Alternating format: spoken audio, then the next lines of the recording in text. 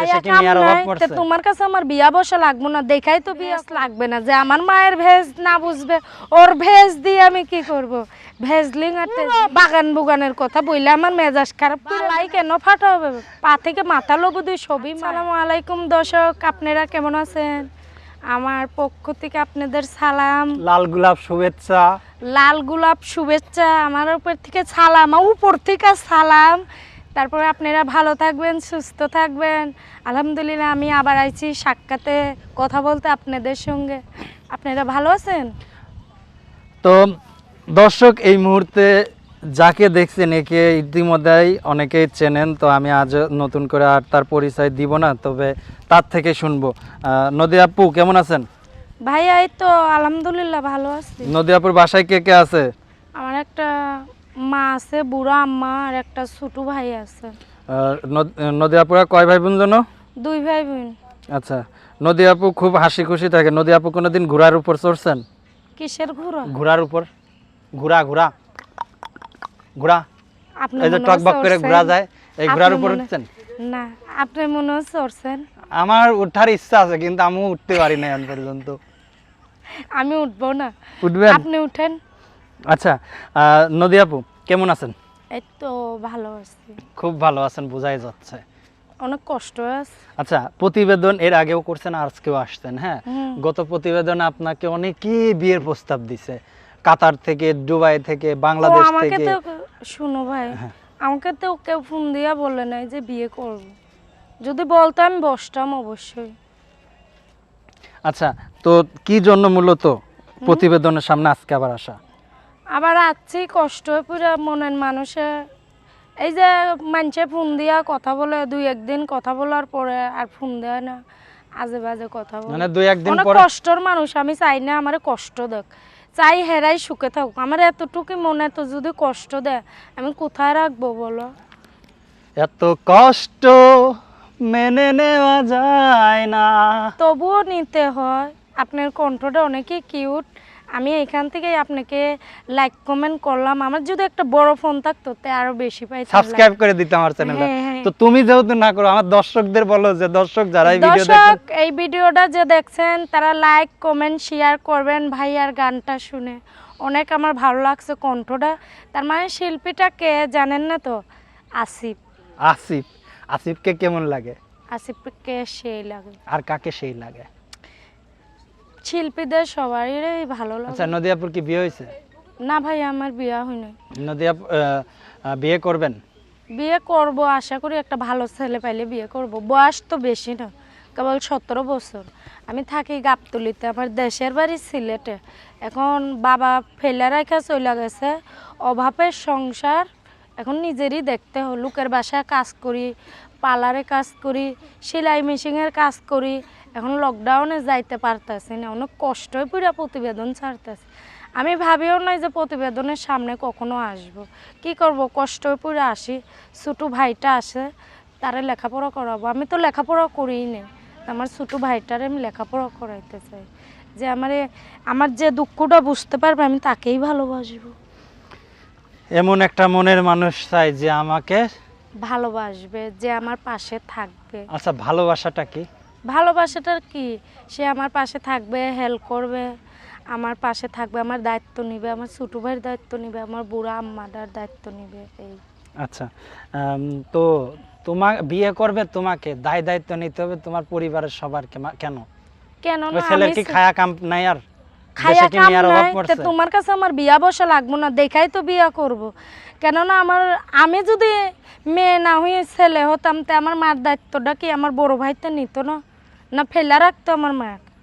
তো এখন আমার মার জন্য যদি বলে যে এই সিদ্ধান্ততে আমি রাজি না, তা আমার বিয়া বসার কোনো ইচ্ছা নাই।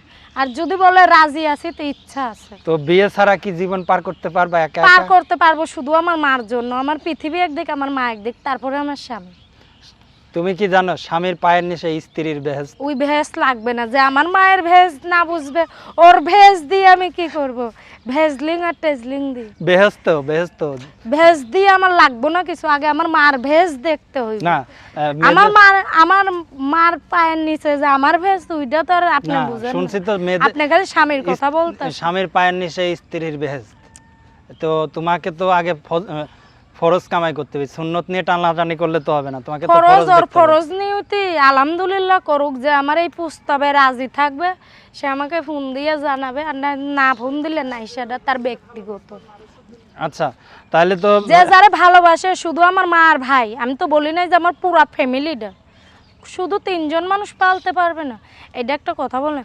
তার যদি একটা ছেলে মেয়ে, তার পরিবার পালতে পারে, তা আমার 2জনকে কেন পালতে পারবে না?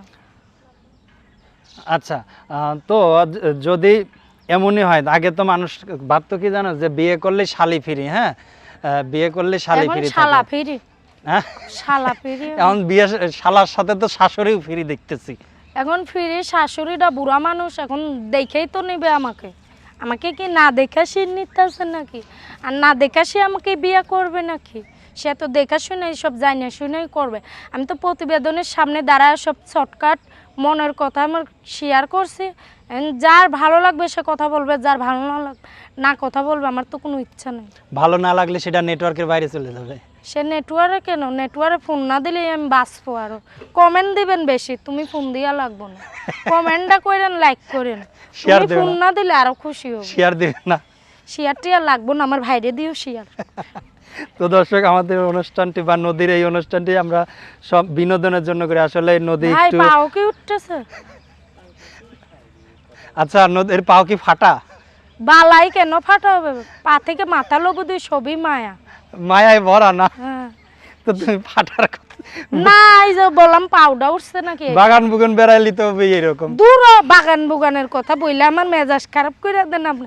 আইছিলাম ঘুরতে, আপনি দেখাই না বলতেছেন প্রতিবেদন করো, না করলে তোমারে পিটাইবো। তো দর্শক, আমাদের না অনুষ্ঠানটি আমরা ভাইয়ের সঙ্গে একটু মজা করলাম, আপনারা এটা সিরিয়াস নেবেন না। আর আমার সঙ্গে ভাইয়ারা ঠাট্টা করে কথা বলছে। দর্শক, আমাদের এই অনুষ্ঠানটি সম্পূর্ণ বিনোদনের, তো বিনোদন হিসেবেই নেবেন। যদি কোনো দুর্ঘটনার শিকার হন, চ্যানেল কর্তৃপক্ষ দায়ী থাকবে না। তো নদীর সাথে যদি কেউ যোগাযোগ করতে চায়, নাম্বার দিতে পারবা? হ্যাঁ, আমি বলে তো দাও। বলতে পারি না, তুমি বলে দাও। আমি বলে দেবো সব। এত সময় আমারে বললে তোমারে জোর করে ধরে নিয়ে এসে ভিডিও বানাচ্ছি, আর তুমি এখন কাও তোমার নাম্বার আমার করে দিতে হবে না? মজা কইরা কইছি তো ভাইয়া।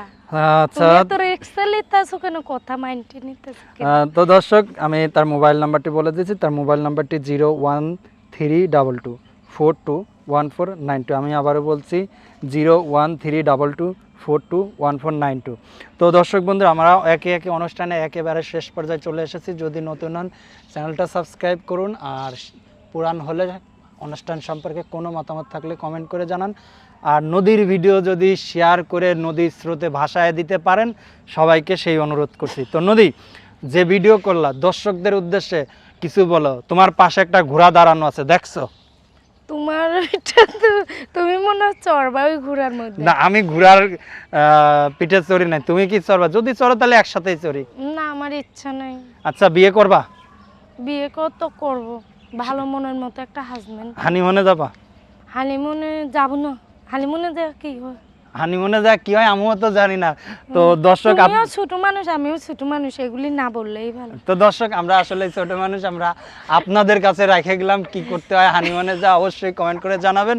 আর নদী, অনুষ্ঠান সম্পর্কে কিছু বলার আছে বা দর্শকদের উদ্দেশ্যে কিছু বলবো? দর্শক, যদি ভালো লাগে আমি আবার আসবো। আপনারা কমেন্টে কেউ খারাপ কিছু লিখবেন না, আমি খুবই একটা অসহায়। দেখেন যে হাসি খুশি, আমার ভিতরে অনেক কষ্ট। আপনারা ভালো থাকবেন, সুস্থ থাকবেন। আল্লাহ হাফেজ। আল্লাহ।